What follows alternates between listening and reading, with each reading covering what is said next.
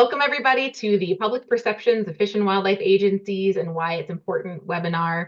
This is hosted for you by the Council to Advance Hunting and the Shooting Sports. My name is Taniya Bethke and I am the Director of Operations for the Council. I'm joined today by my esteemed colleagues, Olivia Harmson, Regional R3 Coordinator with CFWA, Keith Warnke, Regional R3 and Relevancy Coordinator with MAFWA, and Rob Southwick, President of Southwick Associates. First, I'm going to give some expectations, talk a little bit about the run of show, and then I'll hand the mic over to my colleagues in order to get us kicked off on the conversation today. So as a quick note, we are going to have a facilitated Q&A at the end of this presentation today. So if you have any questions throughout the presentations, please drop them in the chat, and I'll make sure that we bring them up during our Q&A session. If you'd like a question to stay anonymous, please feel free to send me that message privately. As some framework for the discussion, today we're going to be talking about research done on public perceptions of state fish and wildlife agencies. Overall, we're involved in making sure that what we do and the work that we perform is important to the public that we serve and that they see their values represented in the work that we're doing. As we move forward and as the public that we serve evolves, so are their values. And that means that we're needing to collect meaningful information about how people perceive wildlife, interact with wildlife, and perceive the agencies that manage it so we can respond to those changes in perception over time. An additional piece that I want to make sure is part of this discussion. Oftentimes, we as an R3 community or we as a conservation community talk about relevancy and R3 as conflicting perspectives or conflicting efforts. For today's conversation and at large, how I approach my work is that you have an overarching concept of relevancy. And that if you're talking about hunting and shooting sports or fishing and boating, that is a specific pillar of R3 that is part of relevancy. And that there are other pillars that support other outdoor recreation under this relevancy umbrella. So with that as our framework, I would like to hand the mic over to Keith Warnke and Olivia Harmson. Thank you so much. Thank you so much, Taniya, for our introductions and for hosting us today for our webinar. We wanted to take a moment and take you on a journey with us as we explore how the work of public perceptions came to be. So first off, a few questions to think about and to answer on your own.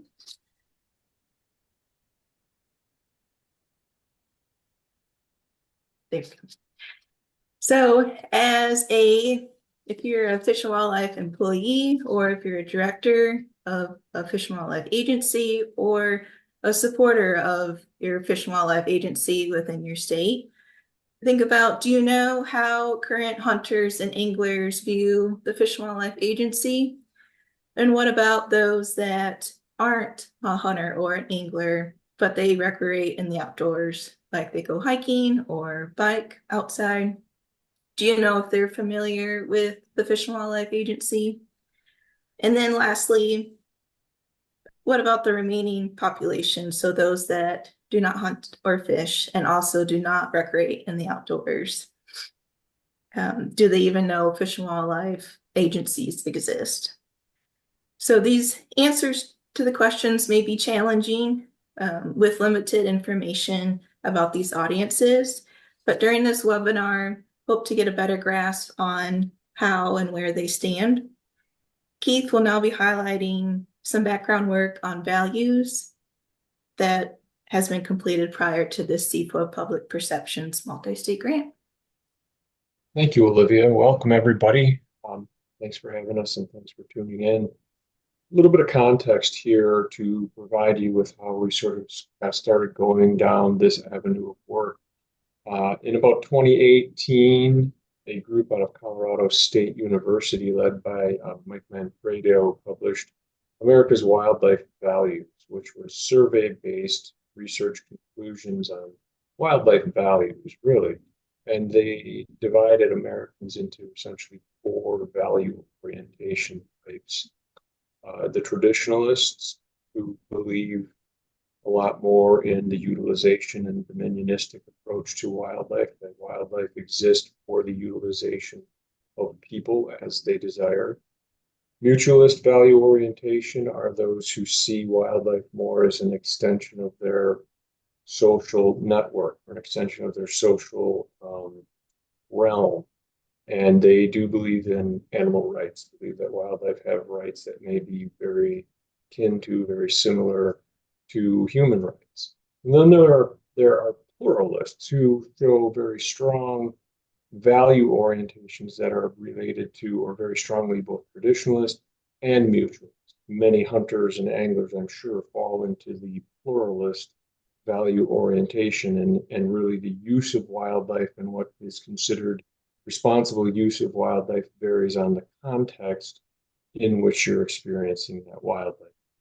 And the fourth value orientation are the distanced. These folks really don't think that much about wildlife or wildlife values at all. And education, increases in education, urbanization, and income are correlated with shifts toward more mutualistic and distanced wildlife value orientations. And what we need to think about in this research and going forward is, how do we interpret that? What do we do with that? And are we going to change people's values? And the short answer is no. You're not going to change people's values. Values are generally very hard set. They're formed very early in one's lives, and they tend to be very resistant to change. So how do we move forward knowing that, and knowing where these values lie with the public? Next slide, Olivia.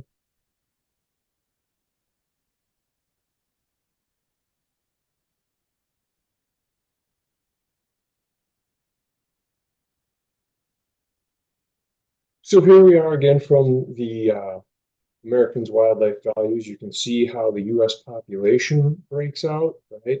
28%, 30% traditionalists, 35% mutualists, 20% pluralists, and some distanced. What's really interesting to note here is the figure on the right. In comparison to the U.S. population, those bars in blue are where our agency personnel across the country come down into those four wildlife value orientation. You can see a much, much stronger lean toward traditionalists amongst agency personnel when compared to the general public. What are we going to do with this? What does this tell us? Now that we really know, and what we've known for a while, we can't change values, how can we adapt our messaging, our communications to fit in to support the values and perceptions of the public as a whole in our own states and across the country? Next one. So what does this tell us, right? And through this research, we learned that Americans support equitable funding. And that goes, as Rob will show you soon, that goes both to hunters and anglers and our general public. Equitable and more diverse funding is pretty widely supported. Manfredo and his crew in this research reported or proposed that these value shifts are the result of a broader shift in the overall life values that occurred with modernization. And importantly, value differences are the foundation conflicts over fish and wild issues. Obviously, this is important since agency staff do not share the values of their publics. There is the potential for conflict. We need to work to find information to help us resolve that potential conflict. This is really the big why for doing the research that we've been doing in agency perceptions. We need to learn how much the public knows, where their support lies, what they know about funding for wildlife management, whether or not they care, how good of a job they think we're doing, and how can we improve that communications with folks. This is really why it's important. How do we tailor what we're doing and how we're communicating to the public as a whole? Next slide, please.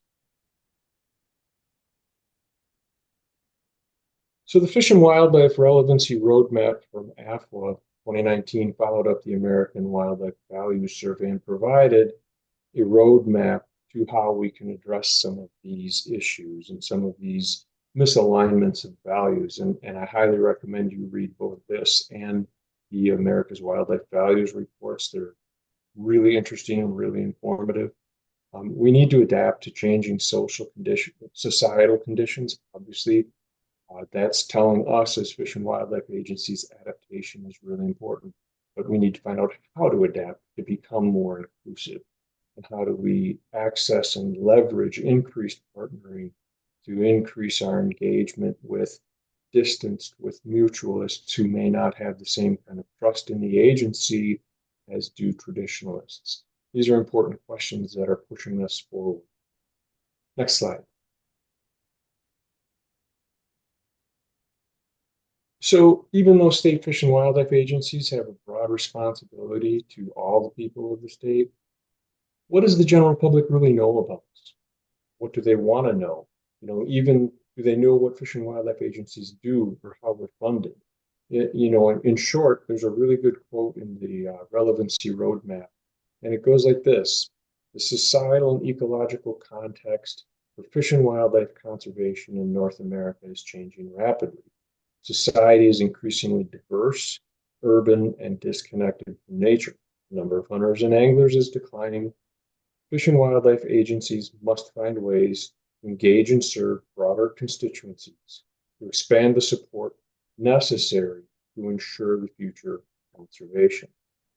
That's relevancy in a nutshell, and that is where the work that Rob's going to describe to you next really hits home in framing some of that relevancy and showing us what we don't know, showing us some of what we have learned, and about how we can adapt and move forward.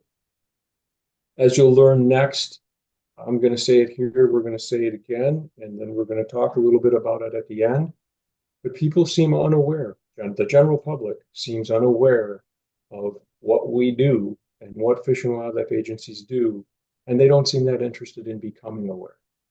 That's what we need to change. We need to address that by utilizing communications and utilizing the various avenues we have that support their values or are supported by the values that we have, so that we can change their awareness and their caring about awareness for us, which can result in positive movement forward in support, funding, and all in all, relevancy.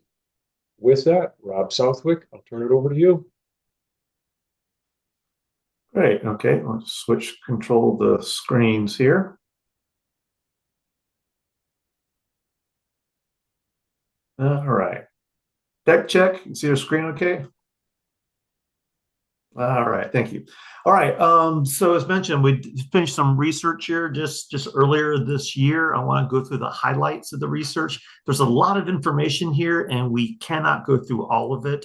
So my goal here is to share with you the top level findings, or at least what we see as the top level findings. You might see some other parts being of greater importance, and give you some initial recommendations that our team here has come up with and that we've heard from discussions with initial results with others. So jumping right into here, the work we did was based off of surveys. And of course, the survey reflects people's opinions. And their opinions are often based on their perceptions. As you will see, there are points here in the results where you know that the result, what they're saying is not correct. They don't work every day in fish and wildlife conservation like we do. Whether they are right or wrong, it does not matter, because the public's perceptions shapes the reality in which we work. We have to either change their perceptions and values, which Keith has very correctly stated is very difficult, or we need to better understand them and adapt our approaches and our communications to the public. So this work that we have here actually began with a study we did with the South Carolina DNR a few years ago, and that was the information there was then shared to the CIAFWA, originally through the R3 committee, and then through the CIAFWA with leadership from Jennifer Wisniewski and some others there. We really appreciate the help. A grant proposal was submitted to replicate this work at the regional level. That grant was awarded by the AFWA and the Fish and Wildlife Service, multi-state conservation grants. We're sincerely appreciative of the support there. And the purpose of this project was to help us better understand the public. And of course, to help us understand them, we need to make sure we understand how they view us, kind of the reverse together. So that was the goal. How does the public view state fish and wildlife agencies? The types of questions we look to answer were everything from, are they even aware of us, to what do they think our responsibilities should be? Do they trust us? How do we better communicate with them? How can we engage with them better, and more? So this is the work that we set off to start looking at late last year. So we divided the public into three major user groups, and they could be divided many different ways. This is the first time this work has been done at this level. I do want to comment on the Colorado State work that Keith was talking about. It is excellent work. It's very high level about the public in general. And of course, we want more action. We need more tactical information. That's what we're trying to do, is produce more tactical insights that states can then employ to better build these relationships with the unengaged public. So the first of the three audiences we looked at, we could call our traditional audience. It's our hunters and anglers. And we reach them by surveying licensed hunters and anglers using licensed databases provided by the southeastern states. We also went to general public surveys, and we surveyed everybody else who doesn't hunt and fish. And so one group is the other outdoor participants. These are outdoor recreationists, kayakers, campers, hikers, skiers, people who don't hunt and fish, but have an outdoor perspective. They're about 40% of the public. So already you see they're almost 3 times greater than the traditional audience that we have to address. And then the third group is those who don't participate in outdoor recreation at all. And they are 3 times greater than our number of hunters and anglers. So even though they're really not motivated by fish and wildlife or conservation, they do have a major say in the working realm that we find ourselves in as state fish and wildlife agencies. So I also do want to mention that the census project was first put in for. The MAF was submitted a similar proposal. That project was funded, and we are in the field with a similar study right now for the Midwestern Association of Fish and Wildlife Agencies. I do want to caution that the results I'm sharing here are for the southeastern states only. We do not know yet to what degree these perceptions carry over to the other regions. Stay tuned. Early next year, we'll have an answer for that question. Back to our regularly scheduled program. So all I'm going to do here is share the results, just the top level results. Again, there's a lot of them, but give you a perspective of what's here. And then with some recommendations, and I'll wrap up at the end with more detailed recommendations. So one of the first questions we asked is, do you even know there is a state fish and wildlife agency? And we asked how familiar they were.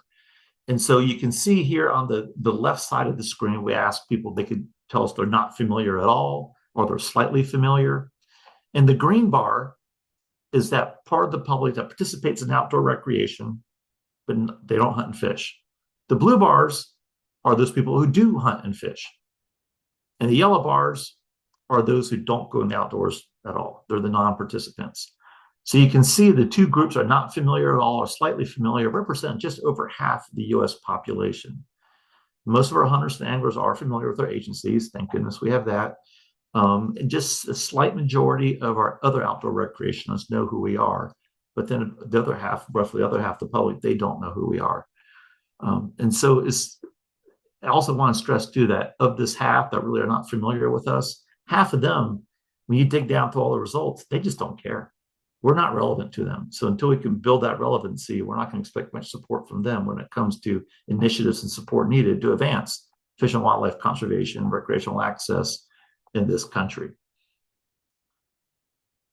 The next question we asked is, okay, of just those who express some level of familiarity. So those who said, I don't know who you are, did not see this question. We asked, do you think your agency shares the same views about fish and wildlife conservation that you do? And results are pretty good. Just over half of our other outdoor recreationists and about 70% of our license holders, they feel that we're in tune with them. Less than half of those non-participants. Let's kind of look at this in a different direction, look at the inverse of this, if you will. Looking at these numbers, 31% of our license holders don't think we all share the same values. Because those are the ones you hear from during public hearings and feedback, and always that grumpy lot, but a lot of them, maybe we're not in tune with them, something we need to learn. Then you see 42% of the other outdoor recreationists, they don't think that we hold the same values as they do either. And then 58% of the non-participants, they just see the world differently when it comes to fish and wildlife than we do. What's intriguing about this, there is some opportunity because a chunk of these people, I can't remember the exact number, but maybe like 15% of them or so, still support what the agency is doing, even though they don't think that we all share the same values. That tells me that maybe they know they don't know enough about fish and wildlife conservation, and they trust the state agencies as the professionals to do it right. So that tells me there's an opportunity to engage, to find out, let them hear what we're doing and why, and hear back from them to build greater relevancy. So there's some more insights there to dig into at some point. It's very important to note that the public can be sliced and diced in many different ways, and their opinions and how they need to be engaged do vary quite a bit.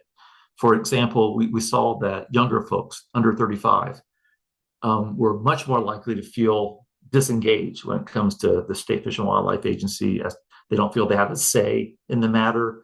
They're more likely to hold negative opinions or neutral opinions about the State Fish and Wildlife Agency.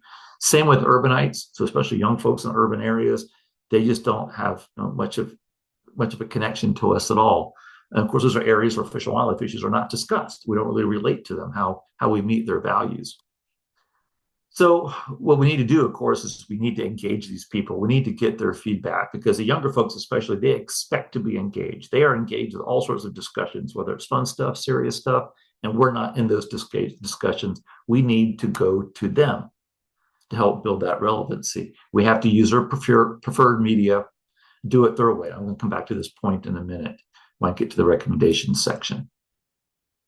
And I think this point for the professional communicators out there, you're saying, yeah, no kidding. But I think we're going to give you good insights on how to actually affect those communications. So one thing we did is we presented everybody a list of responsibilities that state fish and wildlife agencies frequently engage. And we sprinkled a few things in there that state agencies often do not engage. And we got this list from feedback from state fish and wildlife agencies in the Southeast when we're previewing or getting input on the survey questionnaire. And so you can see, for example, the very top one, protect environment. Well, we're talking about general environmental protection beyond the purview of fish and wildlife agencies. This is typically handled by other agencies in the state. But you can see that our other outdoor recreationists, again, these are not our hunters and anglers, and our non-participants are holding they're pretty much in sync when it comes to how they rank the responsibilities that states address. And they want to protect the environment number one, even though it's really not within state's fish and wildlife view. Our license holders, they rank our responsibilities a little bit different. Well, yeah, because they have personal interest. They want to be out there using the resource. And again, this is thought people, you're like, Rob, tell me something new. And we know we have conflicting opinions among user groups and the public. We always have, we always will. No matter what we do to improve engagement, we always will. The goal is to better understand where the conflicts are coming from so we can better work with them and keep greater levels of support. So there's always going to be some level of demand. This is interesting. It shows that a lot of the public, we need to educate them on what we do with state fish and wildlife agencies. Where is our authority? Where is our purviews? So they can understand what we can and cannot do. And maybe we can work with other agencies to help meet their expectations better. It's my own personal opinion, this was not tested in the survey, but I would say when it comes to these conflicts, when or if new funding initiatives like RAWA, should they pass or be discussed at the public level, we should expect bigger levels of conflict between user groups. So it's really important, in my opinion, we start engaging them now in the initial discussions so they can understand what we can and can't do, and where the funds are going to be applied and win greater support. So that's just a quick soapbox I threw in here. Let's just throw it back out and roll on. We discovered some topics about public funding. So we asked folks, where do they think their funds go, or the license holders, and 85% of our license holders realize their license dollars go into fish and wildlife conservation. But when we gave them a list of funding sources, the potential funding sources, only 1 out of 5 could pick out the excise taxes. We've seen this in other surveys. It's more severe in this survey. I think it's because we buried the excise tax and other very similar type of funding mechanisms. So a lot of them may still be aware that there's excise tax, but they don't really understand it. It's my takeaway here. We need to have some greater communications with them, with our own core traditional audiences about what exactly the excise tax is. We also asked folks about, okay, Fish and Wildlife needs more funding, where can we get it from? Knowing we're probably not going to raise taxes overall, but if we're to steal from one agency to bring that money over to us, 7 out of 10 said I wouldn't be against it. They, of course, want to know where that money is going to be applied to and who's going to pay first. So to give you some insights here, we asked each of the three groups, okay, if we're to take funds from another public cause, where should we get it from?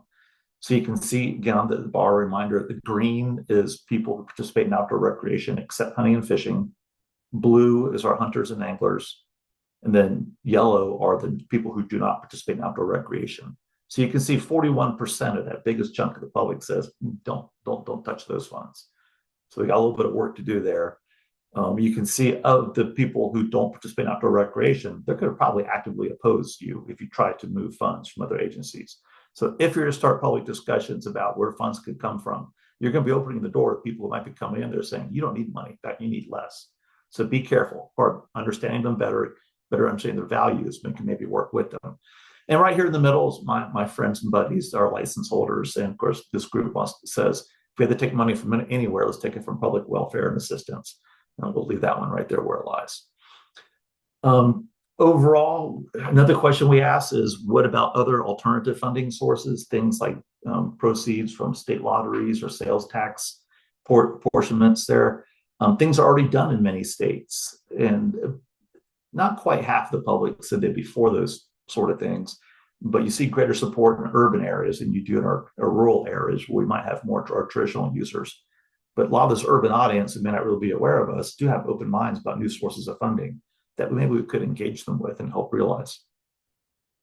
Rolling on, going back to Keith's point about how agencies are funded overall, most of the public, this is really interesting, that the middle grouping right there in the middle, you see almost harmony between all of our license holders of the outdoor recreation and the non-public. They think that Fish and Wildlife agencies should be funded, or Fish and Wildlife Conservation should be funded 50-50 between the users who benefit the most and the general public. Most of them may not realize that majority of the funding models is users pay. So to me, this is an opportunity. If the public understands how things are really funded versus what they think is equitable, we might have some opportunities here to gain public support to help increase support for state fish and wildlife agencies. So opportunity. Kind of wrapping it up with some of the recommendations. Well, we need to increase our relevancy with many aspects of the public. You see right away, or people not engaged in outdoor recreation at all need probably the greatest level of outreach. And the way to engage them is very similar to the way we field our 3 campaigns, with one extra step. And that's number 1 on here. The extra step is we really have a poor understanding of, still, even with this research, we've created probably more questions than we answered, which is a sign of good research. It's got us on the right track, but we need to better understand what are the values and benefits people see from fish and wildlife conservation, especially that non-engaged group. Once we have a better understanding there, then we can figure out how to best communicate, when to talk with them, how to do so, how to follow up with their interests, engage, monitor and evaluate, identify improvements, and repeat. This is already underway. The AFWA Outreach Working Group is already running initial campaigns tests this year based in part off the research that we're sharing here. Some other individual states have done the same, and you'll be seeing more next year, which Olivia and Keith will be talking to. That one of those early slides I showed you, we saw that the majority, a slight majority, but a majority of the public still supports state fish and wildlife agencies. They share the same, they feel that we share the same values, especially our anglers and hunters and other outdoor types. So maybe we don't need to spend as much time trying to increase their awareness of us, but go right to those groups and say, okay, here's what is needed to be more effective in fish and wildlife conservation and in providing access. And then they may be willing to step forward. So we could probably skip a step with them. But this non-participants, they're 45% of the public. We need to better understand their values so we can then adapt our approach and our messaging to better engage with them, to build those relationships. And it's important because these non-participants, it's not feasible for state fish and wildlife agencies to initiate new programs to serve this audience. This just financially, it's not feasible. We don't have the money to meet our blobber basic needs right now. So what we have to do instead is better understand their values. Why do many of them not care about us? They plain not care, or they actually in opposition. What do they see the role of fish and wildlife in their world, in their own world view? How important is fish and wildlife? So we understand that better, then we can better relate with them. Communications, as mentioned, we have to go to them. People have so many information sources being thrown at them and discussions. we've got to jump into that conversation, make it interesting. Facebook and YouTube worked out to be the top two information sources. And I will say it, TikTok, we need to be there. A lot of states are not allowed to be there. It's unfortunate. We could wait a few years because as things change, and there'll be another hot platform pretty soon. We need to be ready for it. And if we're on it now, we need to be ready to change as our audiences change. Because people, when we get their interest, then they'll come back to us and look for more information. And what's the number one way they're going to come back to us? They'll tell us in the surveys, and we've seen this in many different surveys, they're first going to look us up online, go to our websites. Unfortunately, I'll say it again, our websites stink when it comes to reaching the general public. They're very good reaching our core audience, but if you're someone, say, in an urban environment, you really don't know much about fish and wildlife, but you're curious, like, how is fish and wildlife taken care of in the country? And they go to a state agency website, they're not going to connect with, they're not going to relate, and they're going to leave, they're not going to come back, we lost the opportunity. So we need to improve some kind of landing page, some means when they first come to us with questions that they can see, hey, here's where I need to go, and that, hey, you do care, you do want to talk to me. Because right now the websites are not welcoming. I'm being very general. I'm sure someone could raise their hand and say, but you're an idiot, and here's what we do. We need to hear those examples, see those examples, because overall we have to improve. To get this report, I know I'm up against my time clock, I'm talking fast here, so go to ciafwa.org. You can download the summary report, which is the view on the right there. It's about 12 or 14 pages. It has a lot more details than I shared with more recommendations. If you're involved with public outreach and communications, you want that technical report because it breaks the results down by age groups, race, ethnicity, rural, suburban, and more. A lot of details in there. So thanks again to the funding sources and to the CIAFWA for doing this. Stay tuned early next year for similar information for the Midwestern region. And with this, I will turn it over to Olivia. Thank you so much, Rob. Definitely appreciate that overview and for all your work in this research project. If you don't mind going to the next slide, please. Thank you. So as far as with next steps, first off, don't feel hopeless. We're taking meaningful action, and this is considered progress. We have to start somewheres in order to go forward. And how we do that is through different examples that are already out there and key opportunities, one of which is partner with the payer. It highlights how state agencies, industry, and federal partners all work together to show how the excise tax goes to work in state agencies. So, for example, Fish and Wildlife employees may visit manufacturing plants of those that make ammo, firearms, or fishing tackle with industry and federal partners, and vice versa, where industry and federal partners visit Fish and Wildlife agencies with their field work. And it helps each other to see how this partnership grows stronger and the work that is being done within the excise tax to help fund Fish and Wildlife agencies. There's an opportunity here to close the gap and to share. A lot of times these experiences, they're caught on video, and so an opportunity may lead to sharing these videos within social media platforms to reach current hunters and anglers to further identify how excise tax is used and to learn more about how agencies are funded, as well as to use other various avenues to reach the non-consumers, those that don't hunt or fish. Also, good news, Americans support nature-related programming and funding. They're less aware of how it's funded though, but one example is with Kentucky Department of Fish and Wildlife Resources, their Kentucky Wild program. It's a membership that supports all species, and the agency gets in front of the general public who may not hunt or fish already at state fairs or local breweries. It's another avenue of funding than purchasing a license. And these members, they can be drawn to participate in hands-on experiences like tagging butterflies or songbird banding. It just all helps to connect the Kentucky Wild members to the agency and highlight their role in conservation. And next, I'll pass it off to Keith to share more about Michigan's work. Thank you, Olivia. Yeah. Again, I'll reiterate, it may look hopeless. People are unaware. They don't seem to be too interested in becoming more aware, but we can change that. Don't be hopeless. Don't feel hopeless about this. We're taking meaningful action. This is great progress to get a read on where we are, where we're starting from. And in Michigan, the Michigan Wildlife Council did some work with messaging and with message refinement, and they're showing good improvements in the support for people agreeing that hunting is a wildlife management tool. Fishing is a management tool. They're in agreement, growing, increasing agreement that hunters and anglers concerned about protecting wildlife. There's increasing agreement that management by humans is required for wildlife to thrive. So there are some starts of some really good progress that are out there. And now is the time to throw your questions in the chat. We will try to start getting to them soon.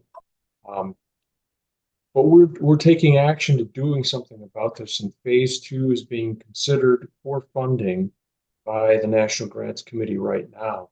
And that's where we're going to continue to investigate what has been effective, what could be effective, and informing trial messages with the wildlife values information and what messages are going to resonate with people, right? We already know from a lot of work that lexicon matter.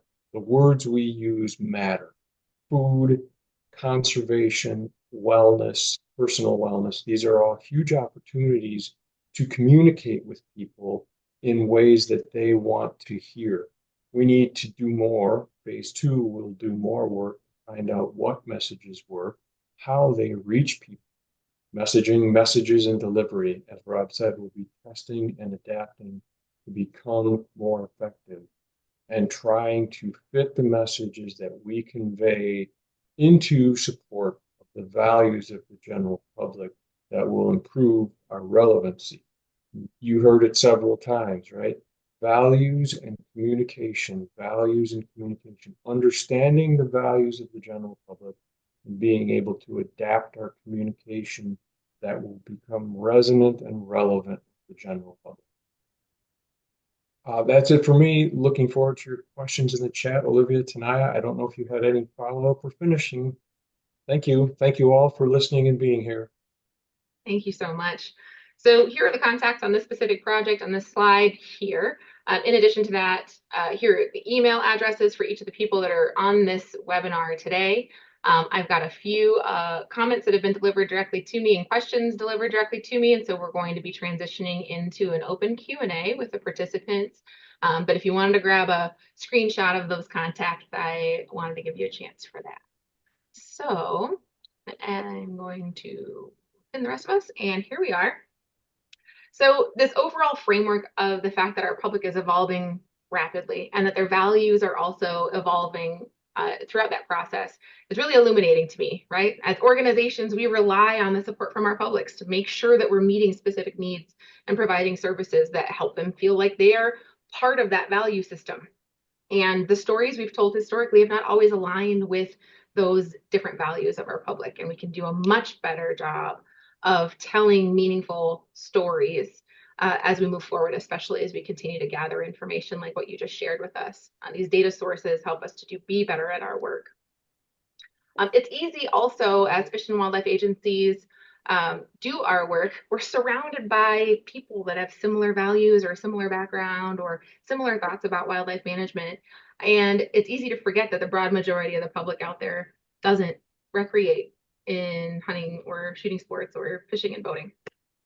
So to keep a pulse on other perspectives that represent the majority of the people that we serve is a really important component of what we do. So thank you all for shining a spotlight on each of those pieces. And I did just get a quick message to say, could you please pop up the contact slide for me again so folks can grab a screen share of that or a screen grab of that, and then we'll get into Q&A. right, there you go. Grab a screenshot while you've got it. And Rob, there you go. Now we can see everybody. Okay, so with that, we're gathering a bunch of new information. CFWA, you already have your report. You know what the folks' perceptions are. MAFWA, you folks are still in the process of creating your final report. So Olivia, I'm going to come to you first and ask, from your perspective, how do you see this work influencing your position and what the Southeast region is doing in the next year and some change? Yes, absolutely. With SIFA, we're already being active and taking the next step of being partnering with MAPA on phase 2, just to continue rolling that conversation and to continuing learning more about the constituents and people who don't hunt or fish, and how to be the best change units of public perceptions and how to get the word out better for state agencies. And also too, this year, next month actually, at our CIFA conference, the R3 committee is pairing up with the Human Dimensions Committee as one joint meeting altogether. So it'll help streamline information back and forth and to just open communication between the two committees. And then lastly, one of our focus for this year too is to continue having the conversation about public perceptions, and we have a once a month meeting. So a topic in that would be public perceptions, and be a chance to hear from states of what they've been trying, what has worked, what hasn't worked, and how to move forward. So just a brief overview of a few items that CIFA has within this next year moving forward. Thanks so much. Keith, as you wrap up getting the research kind of finalized for MAFWA, what are some of the ways that you're anticipating this influencing the work you do as a regional R3 coordinator, or that the R3 and Relevancy committee is working on?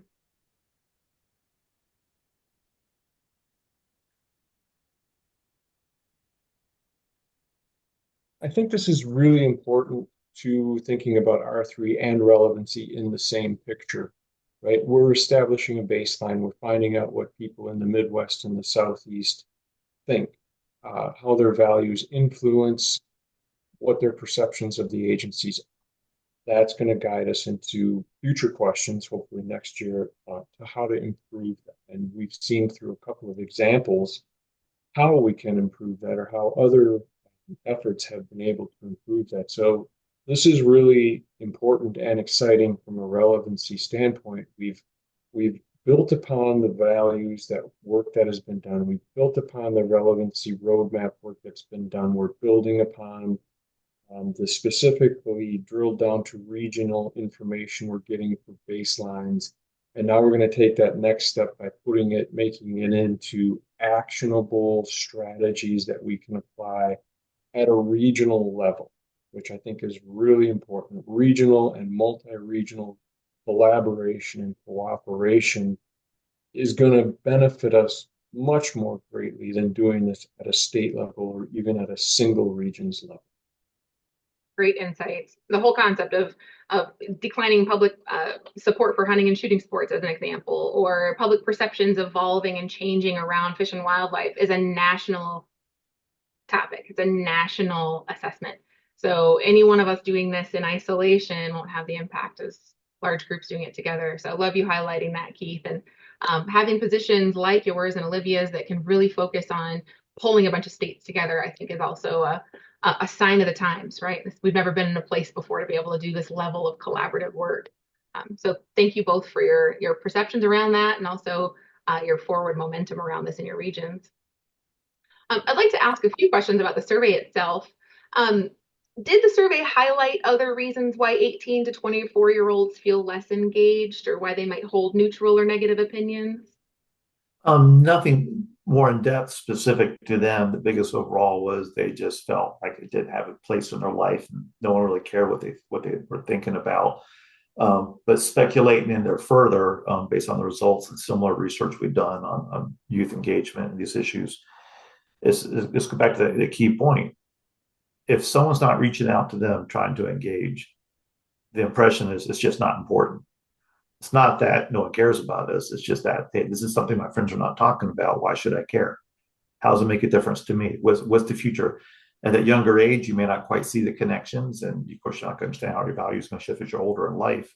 You got to help them understand that what the world would be like, not just for them, but for their kids. Right now, we're seeing the biggest growth rate in license buying is happening with people in that millennial age group, in the 30s to early 40s.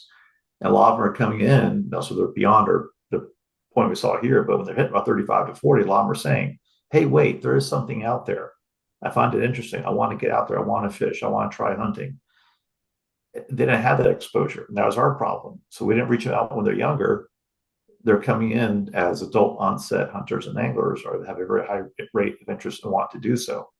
If we can engage them when they're younger, maybe we can get them involved when they're earlier, have them involved more and more of them get their kids involved.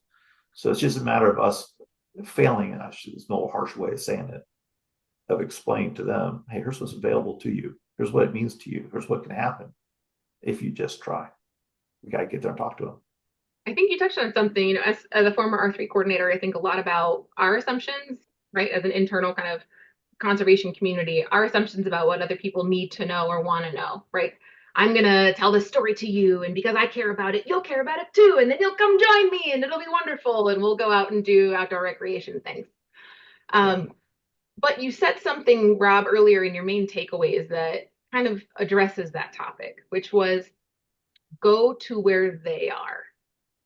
And can you tell me a little bit more about what you meant by that and what that might look like in practice? They're scrolling through all sorts of information, literally scrolling at times through information, things that grabs their attention. We're often not as creative as we should be. And we're not there in the first place. They're not scrolling it past. Like, hey, you ever thought about going fishing? That's not the tagline to use. I am not the communications person. I need the creative people to figure that out.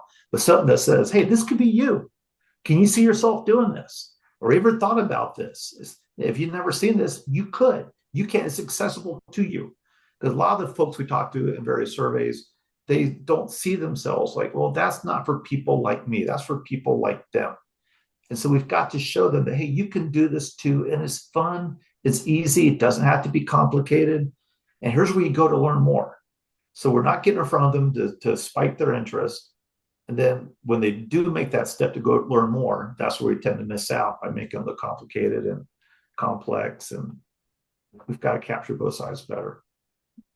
I think that's where Keith's points earlier about the values of our agency staff versus the values of the publics that we serve, there's a big diaspora there. And so if we're communicating from our own values, as opposed to being sensitive to the values of the public that we're communicating to, we're missing a mark.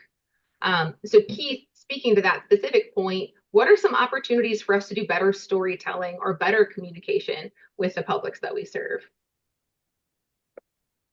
I think we're going to learn a lot more about that with our phase 2, hopefully. But again, the words we use matter, and how we describe how we feel about fish and wildlife conservation, or our own fish and wildlife values, or our wildlife conservation values, or our hunting and fishing, or our wildlife recreation. The words we use to describe that are really important in communicating with folks, and probably as important as communicating on the right channels, TikTok, Instagram, whatever comes next, where they are, meeting people where they are, and accepting that there are a lot more mutualists and pluralists out there who want to know that we do share values of anthropomorphization. And anyway, you all know the word, I don't clearly. But being able to share conservation ethic in language that they like to accept, right? Personal wellness, enjoyment, the good feelings that you get when you're out recreating outside, whether it's hunting, fishing, or hiking. There was a question earlier in the chat actually about the distance values, and there's a ton of information in that report on America's wildlife values. But just quickly, distanced value orientation types tend to anthropomorphize wildlife less.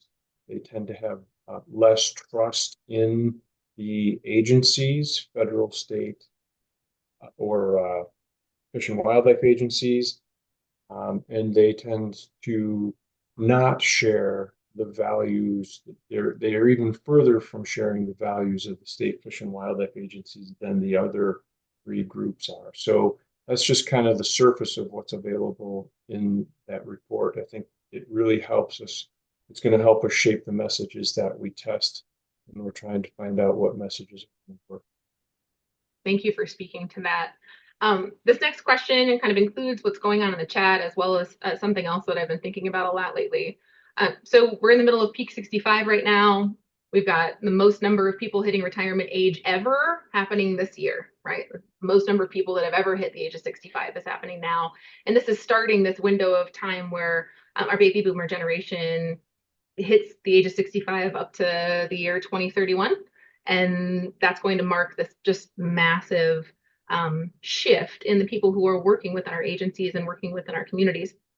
So as that shift is happening, right, how can agencies best prepare for this shift in who's in our agencies, but also potentially the values of the folks that are in our agencies? Any suggestions, ideas for the folks at home? And Rob, you're already having a conversation about this, so go ahead and feel free to bring it to the spoken conversation. Okay. Well, definitely. I mean, it's just put yourself back in the shoes when you're in college, when you're coming out. And I'll go off the discussion here with Judy. You're looking, where do you want to be? Where do you want to go? What do you want to do? And it's probably more important now with the generations of the last 20 years than it was in generations before, that it's not just about money. It's about being satisfied where you are.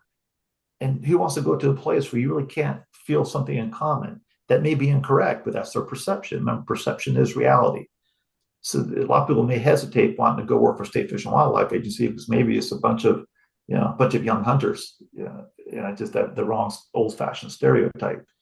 So until we look relevant, who wants? It's be hard to get people from different backgrounds to work in fish and wildlife and to see the relevancy to their lives and those close to them, and that they can fit in and they feel like they belong and they're satisfied, truly satisfied from a day's work, the people that they're with. Mm-hmm. Representation. Yeah. Thank you for speaking to that. Go ahead, Keith. Oh, I'll just follow up on that, Rob. That's the perfect word. They want to feel like they belong. And I think when it comes to college age or in college or college affiliated, that's the age at which people have a ton of influence, a ton of exploding personal networks, be they social or interpersonal or word of mouth, and to understand that they belong or someone belongs, and that an agency or a representative of the agency or a hunter or an angler or all of the above is meeting them where they are and where they belong, and giving them a feeling that yes, you do belong, and that it's not hard and it's very easy to do. And one of the most successful things we found in communicating with people is, just admit it. We're going to do it wrong. You're going to do it wrong. We did it wrong for 20, 30 years. This is what we've learned. And everyone else is doing it wrong at the same time because we all do it differently. And giving folks that sense of belonging and the ability to ask questions in a vulnerable way, in a safe environment, is so critically important for communicating the overlap of the values that's going to be successful. Awesome. Thank you, three. We've got just a few minutes here before we're going to log off. I want to tell everybody that's viewing, thank you so much for joining us today. This will be recorded. For those that were not able to get in, I will be sending the link to this recording out tomorrow to all people who were registered for this call. And with that, you three, do you have any parting words you would like to share with the folks that are on the call? Stay tuned for more. We're just in the first steps of a very critical cause, relevancy. So it's a lot more to learn. Everybody here is going to be a part of it. We need everybody's input. Thank you. And I was just going to add too, thank you again for the 12 CFA states too that was a part of this research, and they had the opportunity to add specific questions in the survey for their specific state too. So they have really personalized results too that came back to them. So also too, I want to just say just the amount of weight that phase 2 is going to bring in and show us of what does resonate as far as with images and wording to different user groups. And that will just only propel more momentum of doing regional campaigns that can just further increase public perceptions. Awesome. I would just say thank you to everyone for being here. And we're at the beginning of something I think is really exciting. And remember that natural resources are the place people want to be, and they're the place a lot of people want to belong.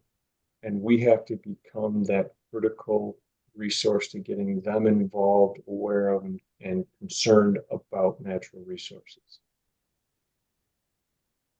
And scene. Thank you, everybody. Have a phenomenal day. We'll talk to you again soon. Thank you all.